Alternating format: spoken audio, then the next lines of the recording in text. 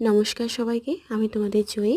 অনেক দিন ধরে কলকারের জগতে সত্যি আসা হচ্ছে না, তো আজকে ভাবলাম তোমাদের সঙ্গে একটা টিউটোরিয়াল শেয়ার করি।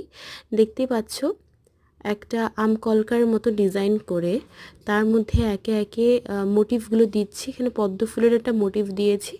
ফার্স্টে স্টার্টিং করেছি পদ্ম ফুলের মোটিভ দিয়ে।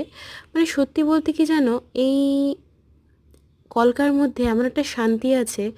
যারা আমার মতন করো, তারা আমার এই কথাটা হয়তো ভালো বুঝতে পারবে যে কলকার মধ্যে কতটা শান্তি লুকিয়ে রয়েছে। মন খারাপ, কলকা করি। জ্বর, সর্দি, ঠান্ডা, কলকা করি। মানে সত্যি বলতে এটার মধ্যে নিজেকে এতটা ডুবিয়ে ফেলেছি, মনে হয় যে দিন দিন এটা আমার একটা সন্তানের মতন রূপ ধারণ করেছে। আর সত্যি বলতে খুব এনজয় করি এই প্রত্যেকটা কলকা আর্ট করতে। তো দেখতেই পাচ্ছ, কথা বলতে বলতে আমার এই আর্টটা কতটা কমপ্লিট হয়েছে। আশা করি আমার এই আহ, কাজটা তোমাদের অনেকটা হেল্পফুল হবে। যারা ভাবছো কলকা আর্ট করবে, তারা এখান থেকে কিছু হয়তো শিখতে পারবে। তো আমি একদম এক্সপার্ট নিজেকে বলছি না, তবে হ্যাঁ, টুকটাক করতে খুব ভালো লাগে। আর এই ভালোবাসা থেকে একটা আলাদা অধিকার তৈরি হয়েছে। তো যাই হোক, দেখতে পাচ্ছ একটার পর একটা মোটিভ দিয়ে জিনিসটাকে ভরাট করছি। কলকার মধ্যে মেন ব্যাপারটা কি জানো, যতটা সুন্দর করে ভরাট করবে ততটা দেখতে সুন্দর লাগবে। তাই বলে এইটা নয় যে হিজিবিজি হিজিবিজি করে ভরাট করতে হবে।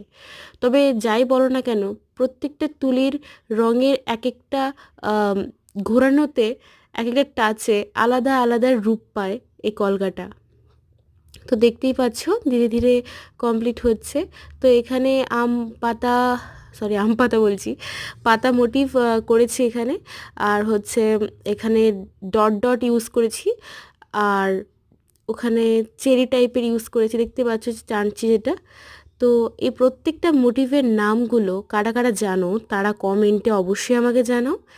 আর ভয়েস ওভার দিতে গিয়ে আশেপাশে শব্দটা শুনতে পাচ্ছ কি না জানি না।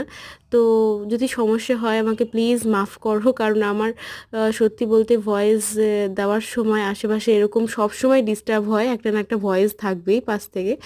তো যাই হোক, কাজটা অনেকটা দূর এগিয়েছে। কেমন লাগছে এই কাজটা তোমরা আমাকে একটু জানাও। আর হ্যাঁ, তোমরা যখন এই পাতার মোটিভগুলো করবে, সবসময় চেষ্টা করবে যে এক টানে সেটাকে নিজেকে তৈরি করা। কারণ সত্যি বলতে এক টানের মধ্যে তুলির একটা পাতার এত সুন্দর লুক হয়, তোমরা হয়তো দেখে বুঝতেই পারছো। তো কেমন লাগছে জানিও।